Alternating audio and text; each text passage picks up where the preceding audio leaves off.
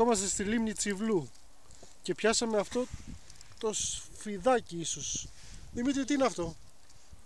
Είναι τυφλίνος. Είναι ένα τυφλό φίδι που τα μάτια του τα καλύβει η πέτσα. Βρίσκεται κάτω από πέτρες και μέσα σε τρύπες.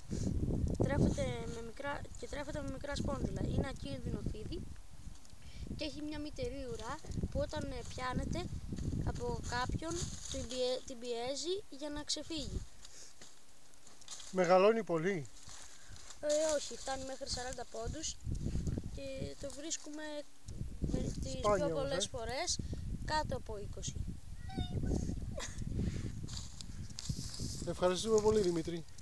Θα το αφήσετε ελεύθερο τώρα ή θα το κάνετε αυτό? Θα το αφήσω. Μπράβο, ρε Δημήτρη. Για να πάρουμε και μια άποψη του Τσιβλού.